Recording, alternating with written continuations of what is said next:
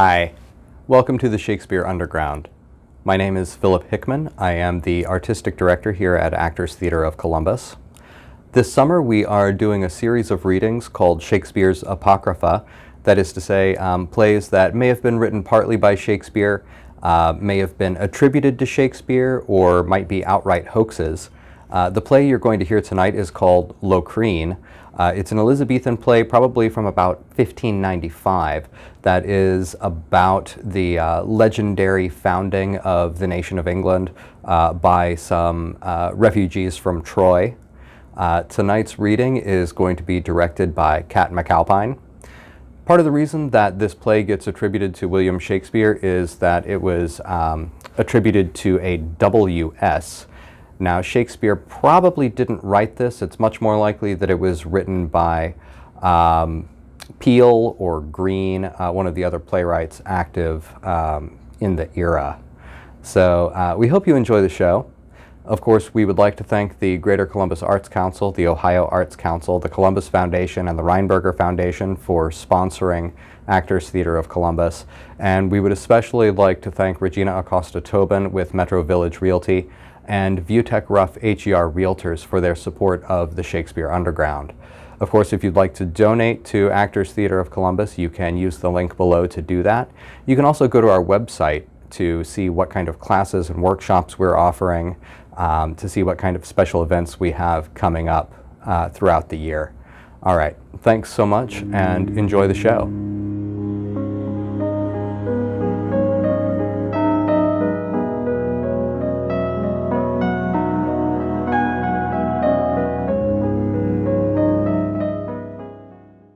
In Panem, Spectator and Umbra. A mighty lion, ruler of the woods, of wondrous strength and great proportion, with hideous noise scaring the trembling trees, with yelling clamor shaking all the earth, traversed the grove and chased the wandering beasts. Long did he range amid the shady trees and drave the silly beasts before his face, when suddenly, from out a thorny bush, a dreadful archer with his bow bent wounded the lion with a dismal shaft. So he him stroke that it drew forth the blood and filled his furious heart with fretting ire, but all in vain as he threatened teeth and paws, and sparkleth fire from forth his flaming eyes, for the sharp shaft gave him a mortal wound. So valiant Brute, the terror of the world, whose only looks did scare his enemies, the archer Death brought to his latest end. Oh, what may long abide above this ground, in state of bliss and healthful happiness?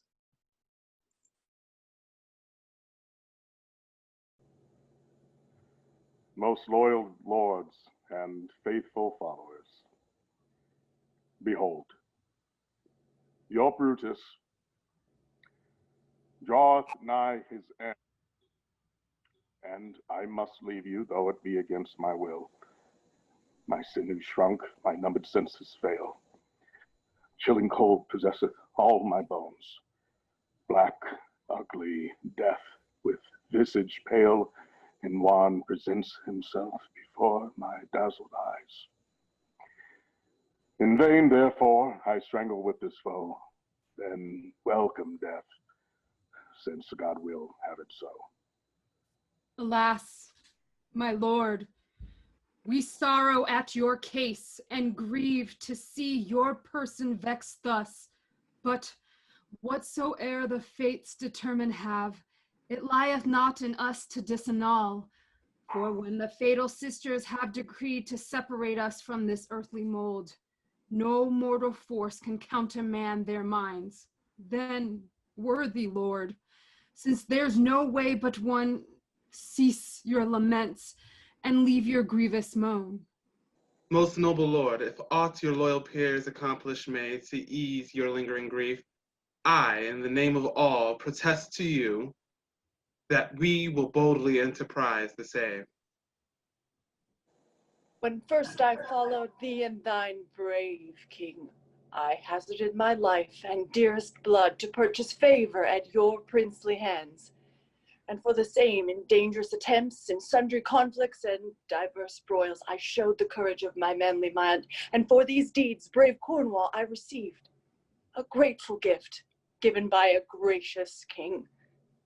And for this gift, this life and dearest blood will Corineius spend for Brutus' good. Then, loyal peers, since you are all agreed, favor my sons. Favor these orphans, lords, and shield them from the dangers of their foes. Locrine, draw near unto thy sire, and take the latest blessings at his hands. For thou art the eldest of my sons. Be thou a captain to thy brethren, and imitate thy aged father's steps. Gwendoline. But for I see you all to be in doubt, who shall be matched with our royal son.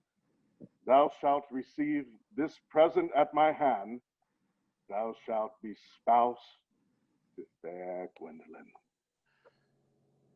Love her, and take her, for she is thine own, if so thy uncle and herself do please. And herein how your highness honors me, it cannot now be in my speech expressed, for careful parents glory not so much at their honor and promotion as for to see the issue of their blood seated in honor and prosperity. And far be it from any maiden's thoughts to contradict her aged father's will. Then now, my son, thy part is on the stage, for thou must bear the person of a king. Locrine, stand up and wear the regal crown, and think upon the state of majesty, that thou wilt honor, well mayest wear the crown. And if thou tenderest these latest my words, as thou requirest my soul to be at rest, as thou desirest thine own security, cherish and love thy new betrothed wife. No longer let me well enjoy the crown than I do honor peerless Gwendoline. Camber. My lord. The glory of mine age, and darling of thy mother Imogen, take thou the south for thy, and Albanact, thy father's only joy, youngest in years, but not the youngest in mind. Take thou the north for thy dominion. Live long, my sons, in this happiness, and bear firm the concordance amongst yourselves.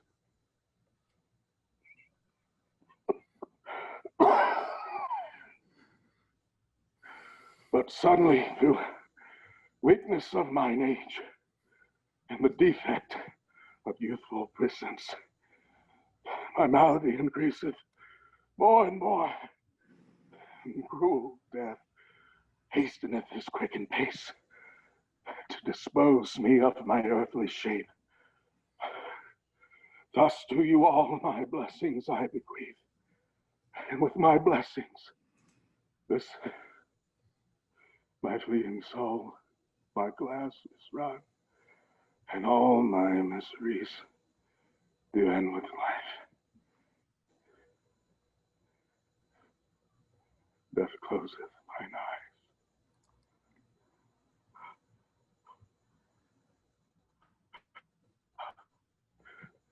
My soul,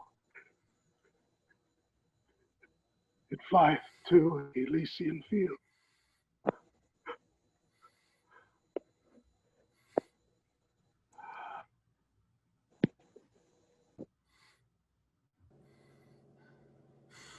Ah, cursed stars. Damned and accursed stars! To abbreviate my noble father's life, hard-hearted gods and too envious fates, thus to cut off my father's fatal thread. Take up the course, and princes hold him dead, who, while he lived, upheld the Trojan state. Sound drums and trumpets, march to Troynouanт, there to provide our chieftain's funeral.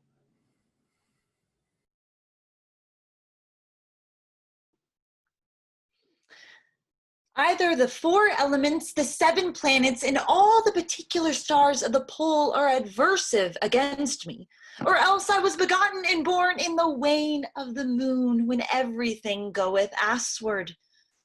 Aye, masters, aye, you may laugh, but I must weep.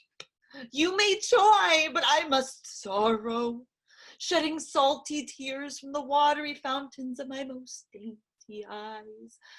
For trust me, gentlemen, and my very good friends, and so forth, the little god, nay, the desperate god Cupid, has shot me unto the heel. So not only, but also, oh fine phrase, I burn, and I burn in love, and in love, Ah, Strumbo, what hast thou seen? Oh, my heart! I will write an eloquent love pistol to her, and then she, hearing the grand verbosity of my scripture, will love me presently.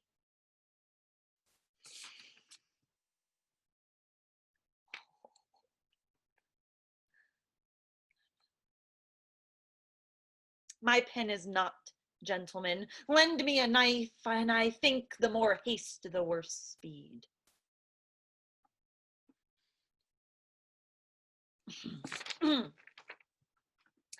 So it is, Mistress Dorothy, and the sole essence of my soul, that the little sparkles of affection kindled in me towards your sweet self have now increased to a great flame, and with ere it be long consume my poor heart, except you, with the pleasant water of your secret fountain, quench the furious heat of the same. Alas, I am a gentleman of good fame and name, majestic in peril comely, and gait portly. Let not, therefore, your gentle heart be so hard as to despise a proper, tall, young man of a handsome life, and by despising him not only, but also to kill him. Thus, expecting time and tide, I bid you farewell. Your servant, Signor Strumbo. Oh wit, oh pate, oh memory, oh hand, oh ink, oh paper. Well, now I will send it away. Trompart! Trompart! What a villain is this? Why, sirrah, come when your master calls you, Trompart. None, sir. Thou knowest, my pretty boy, what a good mast I have been to thee ever since I took thee into my service. Aye, sir. And how I have cherished thee always as if you had been the fruit of my loins, flesh of my flesh, and bone of my bone. Aye, sir. Then show thyself herein a trusty servant, and carry this letter to the Mistress Dorothy, and tell her,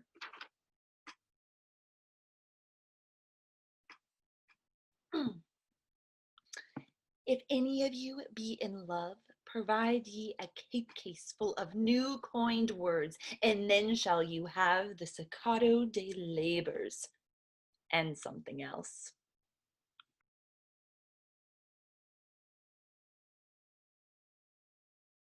Regit omnia numen. When Perseus married fair Andromeda, the only daughter of King Cepheus, he thought he had established well his crown, and that his kingdom should for aye endure. But lo, proud Phineus with a band of men contrived of sunburnt Ethiopians by force of arms the bride he took from him, and turned their joy into a flood of tears. So fares it with young Locrine and his love. He thinks this marriage tendeth to his weal. But this foul day, this foul accursed day, is the beginning of his miseries. Behold, where Humber and his Scythians approacheth nigh with all his warlike train. I need not, the sequel shall declare what tragic chances fall out in this war.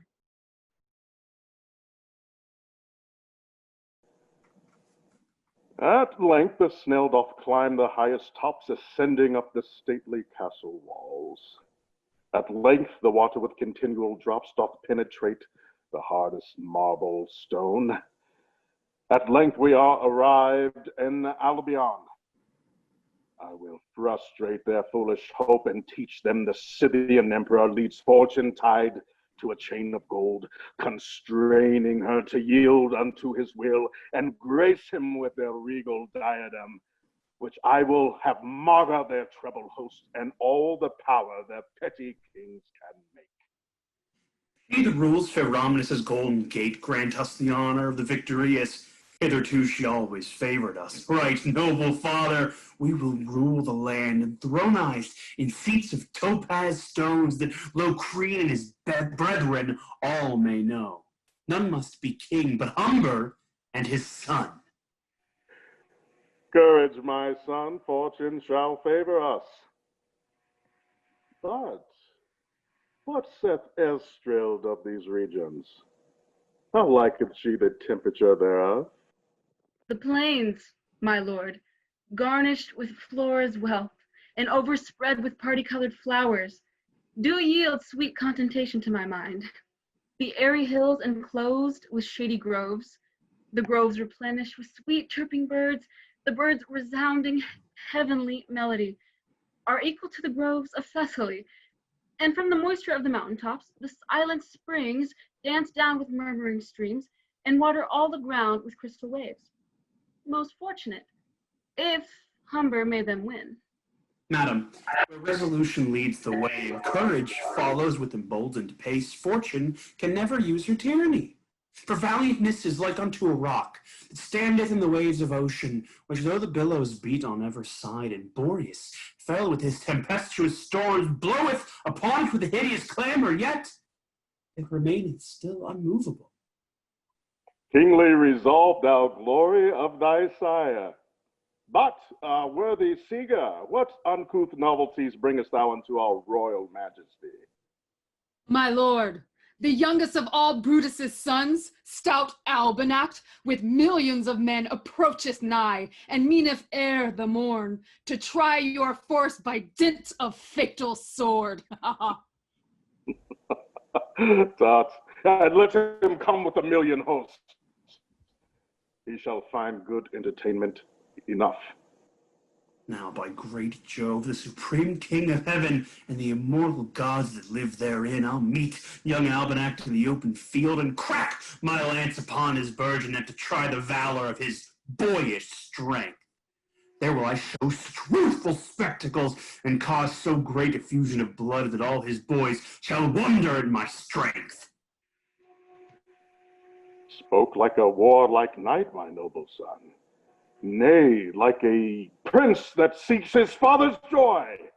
Therefore tomorrow, ere fair Titan shine, thou shalt conduct the right wing of the host.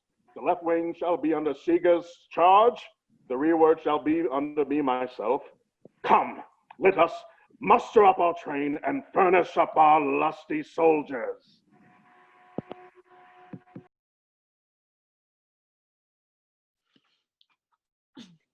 We cobblers lead a merry life, dan dan dan dan. Void of all ennui and strife, dan diddle dan. Our ease is great, our labor small, dan dan dan dan. And yet our gains be much withal, dan diddle dan. Oh, by your leave, Master Cobbler. You are welcome, gentleman. What will you? Will you have your shoes clouted? I will do them as well as any cobbler in Caithness whatsoever. Oh, Master Cobbler, you are far deceived in me, for don you see this? I come not to buy any shoes, but to buy yourself. Come, sir, you must be a soldier in the king's cause. Why, but hear you, sir. Has your king any commission to take any man against his will? I promise you, I can scant believe it. Or did he give you commission? Oh, sir, you need not care for that. I need no commission. Hold here. I command you in the name of our king, Albanact, to appear tomorrow in the townhouse of Katniss. I cry God mercy, what have we to do with him or he with us? I pray thee, good fellow, be content. I do the king's command. Put me out of your book, then. I may not. How now, what noise, what sudden clamor is this? Sirs, what is your quarrel? Nothing, sir, but he will not take press money. Here, good fellow, take it at my command, unless you mean to be stretched. Truly, master gentleman, I lack no money. If you please, I will resign it to one of these poor fellows. No such matter. Look you, be at the common house tomorrow. Oh, I have spun a fair thread. If I had been quiet, I had not been pressed, and therefore may I wayment. But come, sirrah, shut up, for I must go to wars.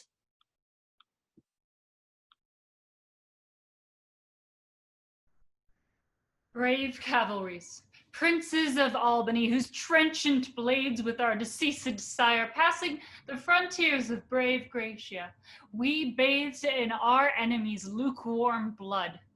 Now is the time to manifest your wills, your haughty minds and resolutions. But tell me, cousin, camest thou through the plains, and sawest thou there the faint-heart fugitives mustering their weather-beaten soldiers? What order keep they in their marshalling? We did behold the straggling Scythians' camp, replete with men, stored with munition. There might we see the valiant-minded knights, fetching careers along the spacious plains, Humber and Hubbaa, armed in azure blue, mounted upon their coursers white as snow. Well hast thou painted out in eloquence the portraiture of Humber and his son. Yet should they not escape our conquering swords or boast of aught but that of our clemency? Wildfire and pitch! Wildfire and pitch! What, sirs, what mean you by these clamors made, these outcries raised in our stately court? Wildfire and pitch! Wildfire and pitch! Villains, I say, tell us the cause hereof. Wildfire and pitch! Wildfire and pitch!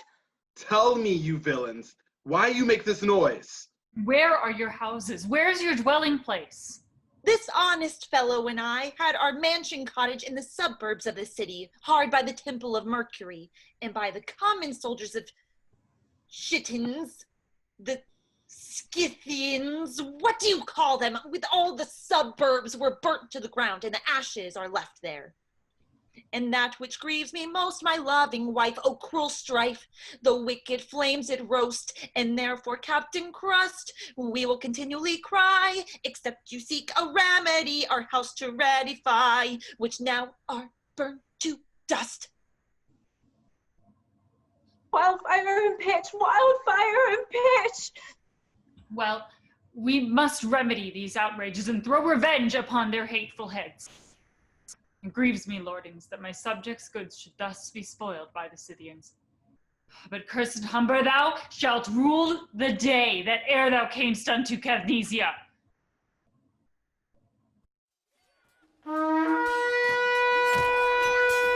How bravely this young Briton Albanact darteth abroad with thunderbolts of war, beating down millions with his furious mood, and in his glory triumphs over all, moving the massed squadrons of the ground, keeps hills on hills, to scale the starry sky. Oh, injurious fortune, hast thou crossed me thus, in the morning of my victories, thus, in the prime of my felicity, to cut me off by such hard overthrow. Oh, the day is lost. The Huns are conquerors. Devon is slain. My men are done to death. And the currents swift swim violently with blood and last. Oh, that this night, oh, that this last night, so long last. Myself, with wounds, past all recovery, must leave my crown for Humber to possess. Lord have mercy upon us, masters. I think this is a holy day. Every man lies sleeping in the fields, but God knows full of sore against their wills. Fly, noble Albanact, and save thyself! Nay, let them fly that fear to die the death. Never shall proud Humber boast or brag of himself that he hath put young Albanact to flight. At least he should triumph at my decay.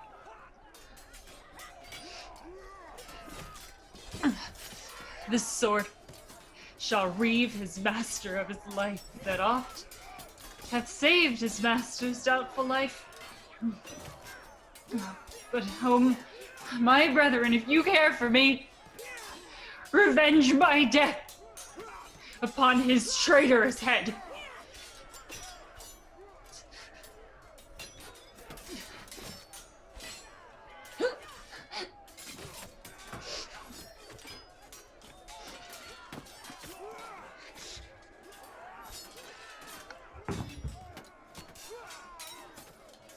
Oh, what hath he done?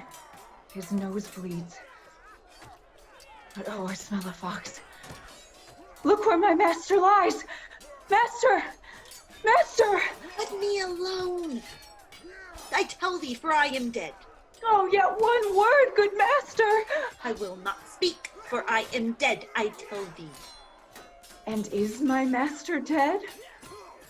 Oh, sticks and stones, brickbats and bones, and is my master dead?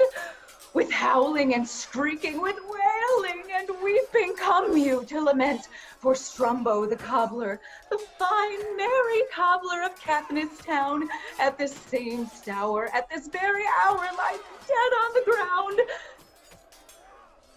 Oh, master, thieves, thieves, thieves! Where be they? Cox me, tunny bodkin! Let me be rising! Be gone! We shall be robbed by and by!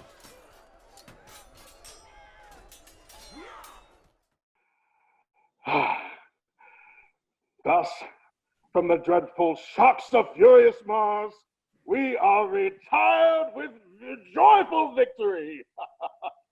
The slaughtered Trojans, sweltering in their blood, infect the air with their carcasses, and are prey for every ravenous bird.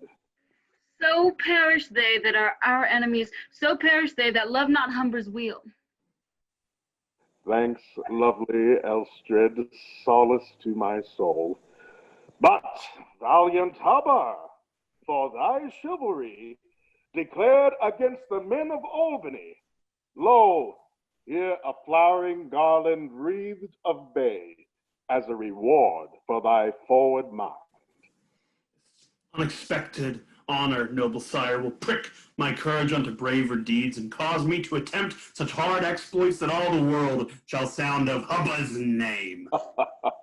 And now, brave soldiers, for this good success, carouse whole cups of Amazonian wine, sweeter than the nectar of ambrosia, and cast away the clods of cursed care that clearly glide along the champagne fields and moist the greasy meads with humid drops. Sound the drums and trumpets, sound up cheerfully, sith we return with joy and victory!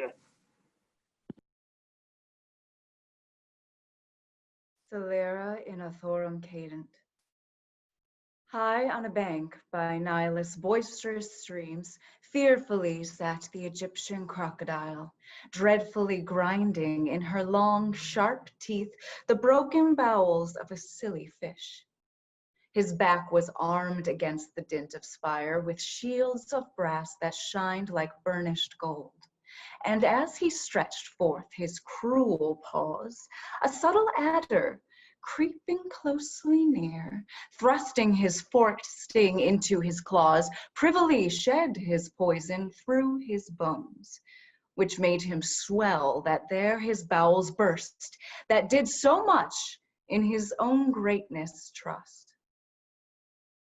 So Humber, having conquered Albanact, doth yield his glory unto Locrine's sword. Mark what ensues, and you may easily see that all our life is but a tragedy. And is it true? Is Albanact slain? Hath cursed Humber, with his staggering host, brought our redoubted brother to his end? But say me, cousin, for I long to hear how Albanact came by untimely death. Young Albanact, impatient of delay, led forth his army against the straggling mates, whose multitude did daunt our soldiers' minds. When suddenly, from out the wood, Hubbaa, with 20,000 soldiers, cowardly came upon our weakened backs, and murdered all with fatal massacre.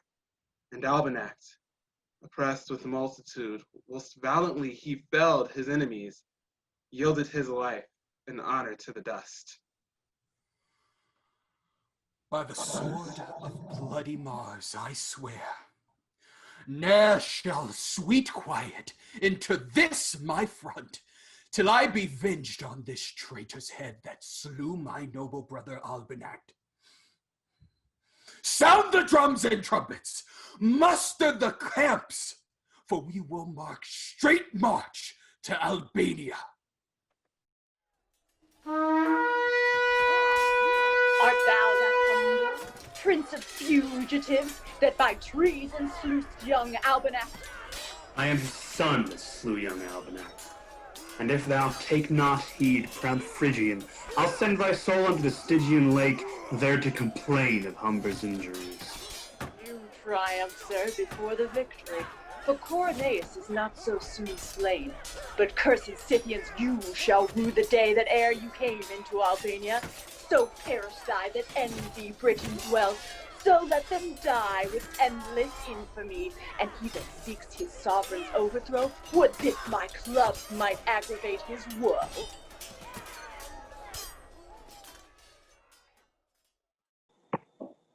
Gods and stars. Damn be the gods and stars that did not throw me down in the fair Thetis' plain. Cursed be the sea that with outrageous waves, the surging billows did not ride my ships against the rocks of the high Serenia, swallow me into her watery gulf. But why comes Albanact's bloody ghost to bring a corsive to our miseries? Is it not enough to suffer shameful flight, but we must be tormented now with ghosts? Apparitions fearful to behold. Revenge. Revenge for blood.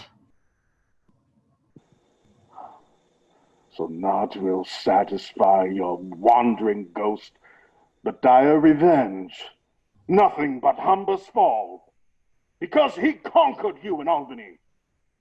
And as I'll die, I'll drag thy cursed ghost through all the rivers of the foul Erebus, through burning sulfur of the limbo lake, to allay in the burning fury of that heat that rageth in my everlasting soul. Vindicta. Vindicta.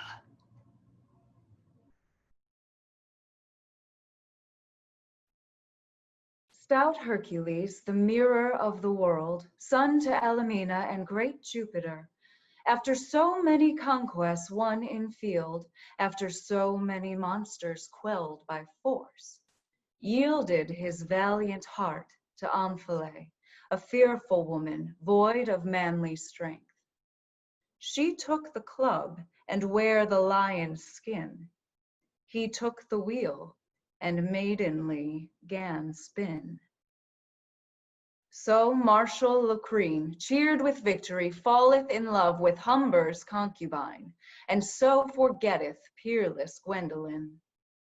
His uncle Corineius storms at this, and forceth Locrine for his grace to sue. Lo, here the sum, the process doth ensue.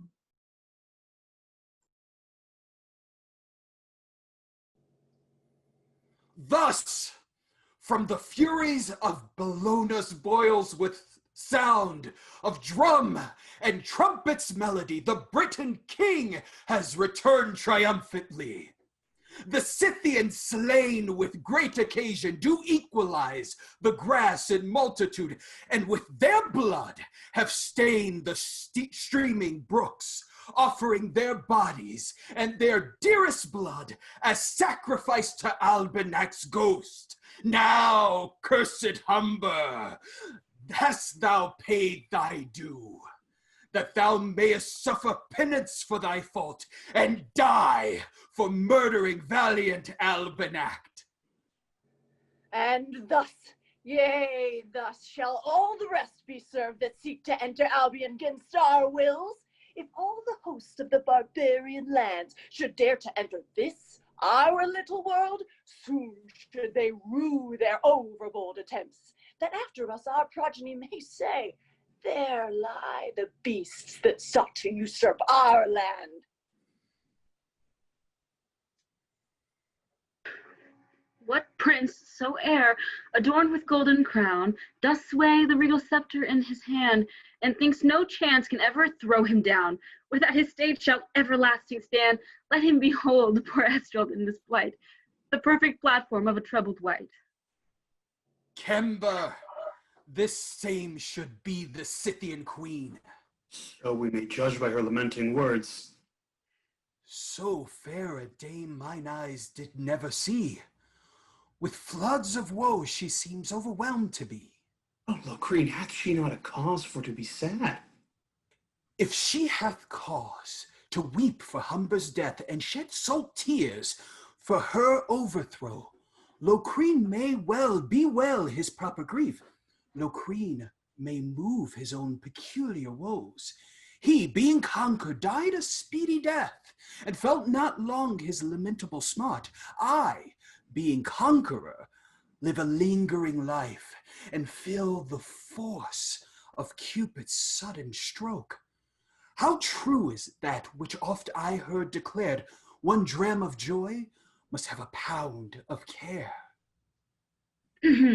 Hard is their fall, who from a golden crown are cast into a sea of wretchedness. Hard is their thrall, who by Cupid's frown are wrapped in waves of endless carefulness. O kingdom, object to all miseries. O love, the extremest of all extremities. How can he favor me that slew my spouse? Oh, the chance of war, my love, took him from thee. But Locrine was the causer of his death. He was an enemy to Locrine's state, and slew my brother Albanact. If thou wilt yield to Locrine's burning love, thou shalt be the queen of fair Albania. But Gwendoline will undermine my state. Upon mine honor, thou shalt have no harm. Then lo, brave Locrine, Estrild yields to thee, and by the gods whom thou doest invocate, by the dead, ghost of thy deceased sire, by thy right hand and by thy burning love, take pity on poor Estrild's wretched fall. Hath Locrine then forgot his Gwendoline, that he thus courts the Scythian's paramour? What, are the words of Brutus so soon forgot? Have I been faithful to thy sire, now dead? Have I protected thee from Humber's hands, and doest thou quite me with ungratitude?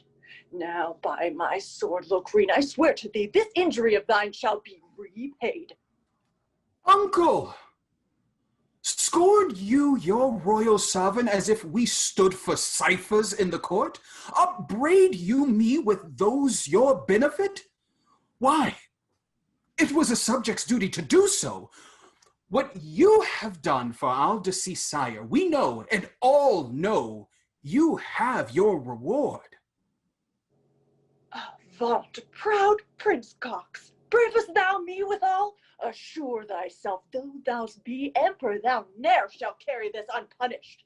Pardon, my brother, noble Corineius. Pardon this once, and it shall be amended. Cousin, remember Brutus's last words, how he desired you to cherish them. Let not this fault so much incense your mind, which is not past all remedy. Then, Locrine, lo, I reconcile myself. But as thou lovest thy life, so love thy wife. But if thou violate those promises, blood and revenge shall light upon thy head. Come, let us back to stately Troynouan't, where all these matters shall be settled. Millions of devils wait upon thy soul. Legions of spirits vex thy imperious ghost. 10,000 torments rack thy cursed bones. Let everything that hath the use of breath be instruments and workers of thy death.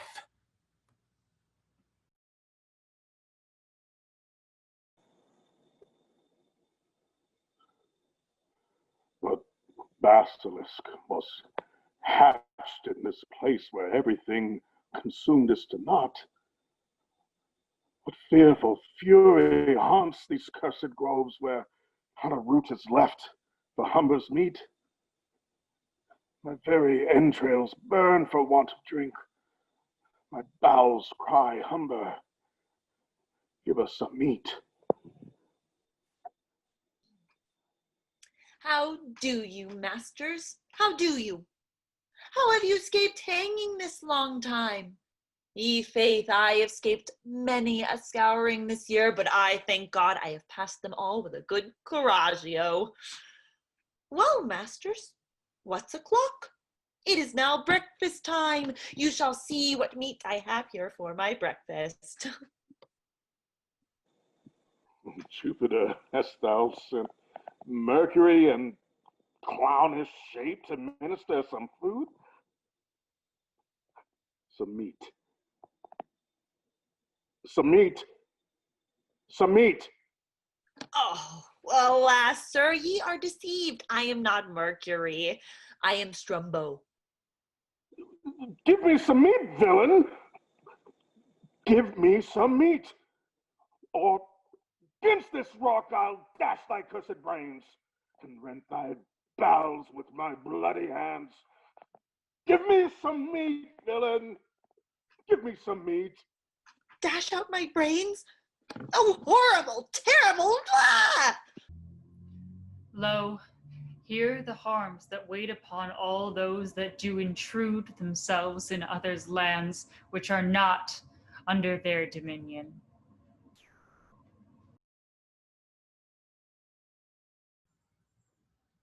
"7 years hath aged Corineius lived to Locrine's grief and fair Estrild's woe, and 7 years more he hopeth to live.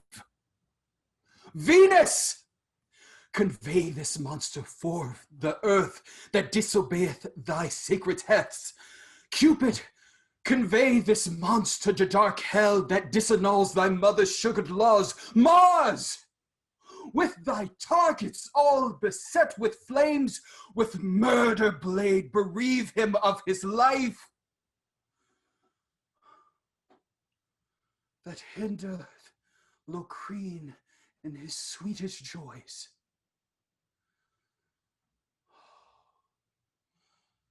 A curious arch of costly marble fraud hath Locrine framed underneath the ground, with walls whereof garnished with diamonds, with opals, with rubies, glistening emeralds, and interlaced with sun-bright carbuncles, lighten the room with artificial day, where I have placed fair Estrild secretly. Thither, accompanied by my page, I covertly visit my heart's desire, without suspicion of the meanest eye. For love aboundeth still with policy.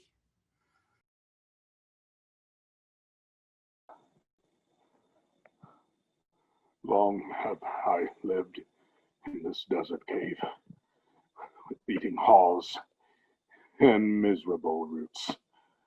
Fear was my sleep, and horror was my dream. For still methought at every boisterous blast, now Locrine comes, now Humber must die. So that for fear and hunger, Humber's mind can never rest, but always trembling stands. Accursed gods that rule the starry poles, accursed Jove, king of the cursed gods, cast down your lightning on poor Humber's head,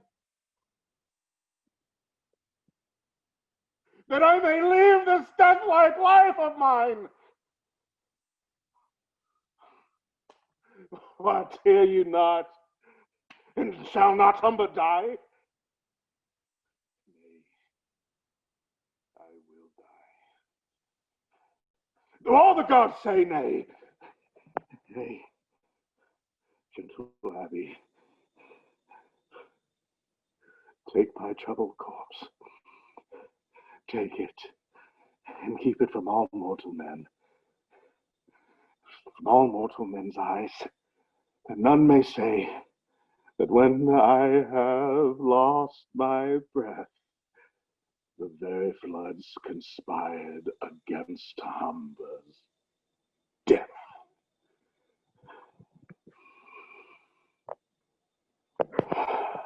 Humber is dead.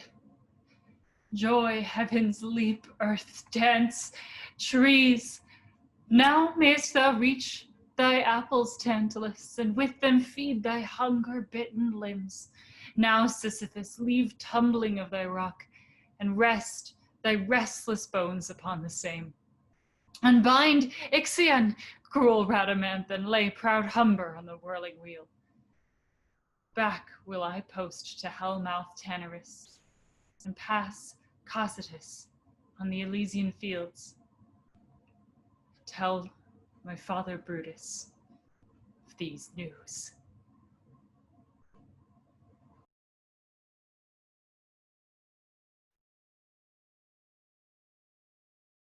Medea, seeing Jason leave her love and choose the daughter of the Theban king, went to her devilish charms to work revenge. And raising up the triple Hecate, with all the rout of the condemned fiends, framed a garland by her magic skill, with which she wrought Jason and Creons. So Gwendoline, seeing herself misused, and Humber's paramour possess her place, flies to the dukedom of Cornubia, and with her brother, stout Thrasimachus, gathering a power of Cornish soldiers, gives battle to her husband and his host, nigh to the river of Great Myrthia. The chances of this dismal massacre, that which ensueth, shortly will unfold.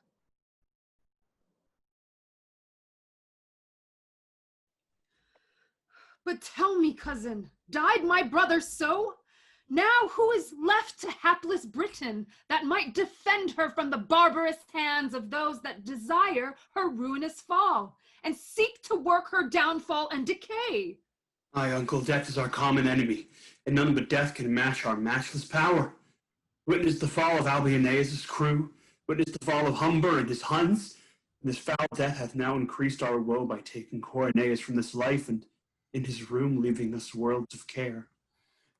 Tears cannot raise him from the dead again, but where is my lady mistress Gwendoline? In Cornwall, Locrine is my sister now, providing for my father's funeral. and let her there provide her mourning weeds and mourn forever her own widowhood. Ne'er shall she come within our palace gates to countercheck brave Locrine in his love. Hath Locrine then forsook his Gwendoline? Is Corineius' death so soon forgot? If there be gods in heaven, as sure there be, if there be fiends in hell, as needs there must, they will revenge this thy notorious wrong, and power their plagues upon thy cursed head. What? Protest thou, peasant, to thy sovereign? Or art thou strucken in some ecstasy? Doesn't thou not tremble at our royal looks? Dost thou not quake when mighty Locrine frowns? Though I be young and of a tender age, yet will I cope with Locrine when he dares. Injurious traitor, for he is no less that at defiance standeth with his king. Leave these thy taunts, leave these thy bragging words, unless thou mean to leave thy wretched life. Then loose, O Locrine, look until thyself. Thrasimachus will venge this injury. Farewell, proud boy, and learn to use thy tongue. Oh, save me, page, tell me, where is the king? Wherefore doth he send for me to the court? Is it to die? Is it to end my life? No, trust me, madam. If you will credit the little honesty that is yet left me, there is no such danger as you fear. But prepare yourself, yonder's the king. Then, Estrild, life's high-dazzled spirits up, and bless that blessed time, that day, that hour, that warlike Locrine first did favor thee. Peace to the king of Brittany, my love. Arise, fair lady. Leave this lowly cheer. Life up those looks that cherish Locrine's heart. Now to the court, where we will court it out, and pass the night and day in Venus' sports.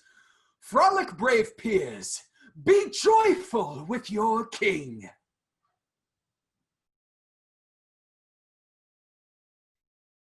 You gentle winds, that with your modest blasts enter the clouds unto the throne of Jove, and there bear my prayers to his all-hearing ears.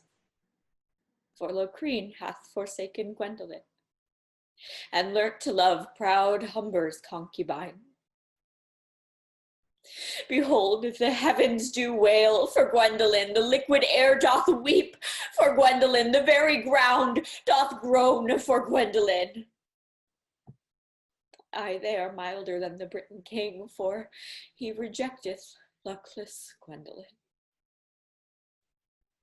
Sister, complaints are bootless in this cause.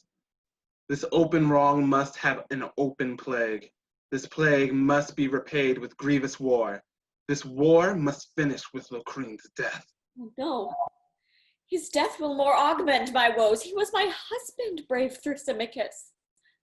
Madam, if not your proper injuries, nor my exile can move you to revenge, think on your father Corineius' words. His words to us stands always for a law. Should Locrine live, that caused my father's death? Should Locrine live, now that divorceth you? Then henceforth, farewell, womanish complaints. All childish pity, henceforth then farewell. But, cursed Locrine, look unto thyself. For Nemesis, the mistress of revenge, sits armed at all points on our dismal blades.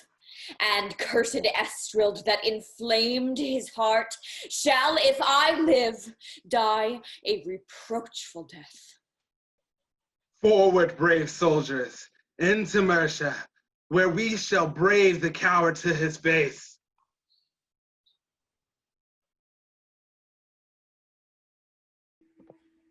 Tell me, Assarachus, Are the Cornish choughs in such great number come to Mercia? And have they pitched there their petty hosts so close unto our royal mansion? They are, my lord, and mean incontinent to bid defiance to your majesty. It makes me laugh to think that Gwendoline should have the heart to come in arms against me. Jealousy, Locrine, hath a wicked sting. March on, Assarachus. Thou must lead the way, and bring us to their proud pavilion.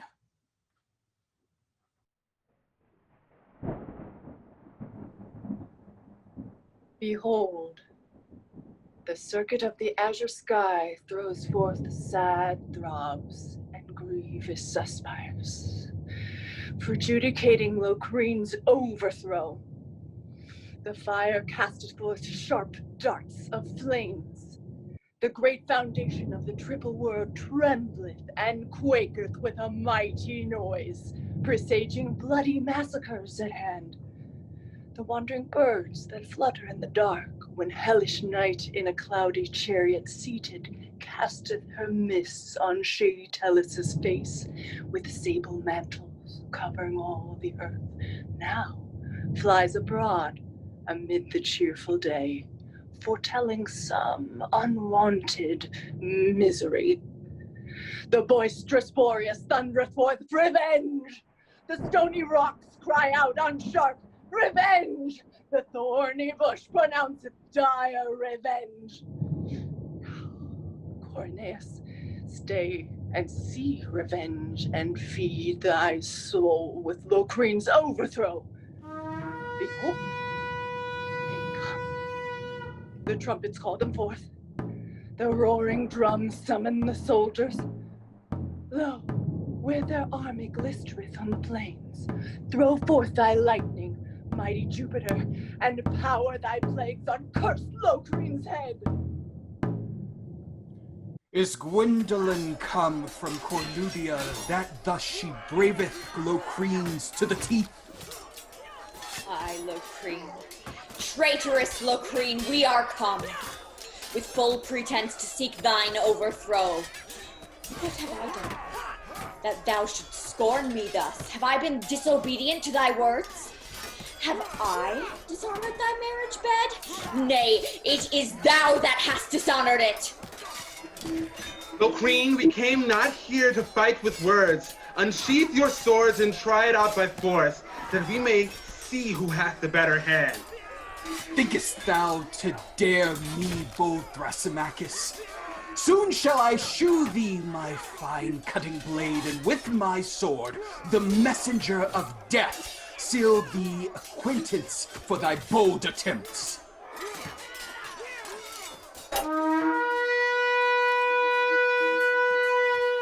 Oh, fair Estrild, we have lost the field. Thrasimachus hath won the victory, and we are left to be a laughing stock, scoffed by those that are our enemies.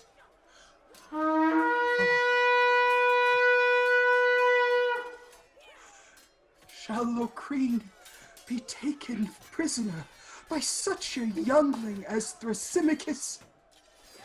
Shall Gwendoline captivate my love? Ne'er shall mine eyes behold that dismal hour, ne'er will I view that ruthful spectacle, for with my sword, this sharp cuttle-axe, I'll cut in my sunder my accursed heart. But oh, you judges of the ninefold Styx, which with incessant torment rack the ghosts with the bottomless abyss's pit. You gods, commander of the heavenly spears, who will and laws irrevocably stands. Forgive this foul, accursed sin. Oh, forget, O gods, this foul, condemned fault. And welcome death, the end of mortal smart. Welcome, Locrine's overburdened heart.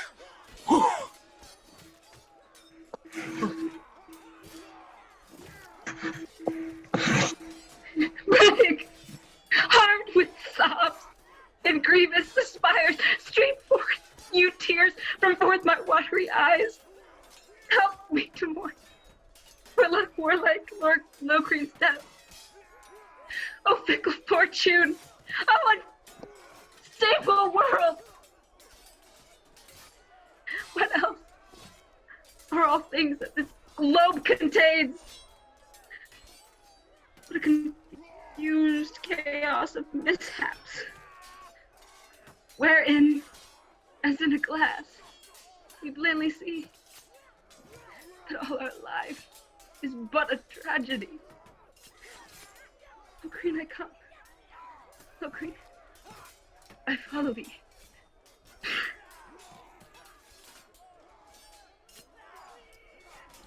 Search, soldiers, search. Find Locrine and his love. My father's ghost still haunts me for revenge, crying, revenge my over-hastened death. My brother's exile and mine own divorce, banish remorse clean from my brazen heart. All mercy from mine adamantine breasts. Nor doth thy husband, lovely Gwendoline, that wanted was to guide our stalest steps. Enjoy this light, see where he murdered lies, by luckless lot and froward frowning fate, and by him lies his lovely paramour, fair Estrild, gored with a dismal sword, and, as it seems, both murdered by themselves, clasping each other in their feebled arms.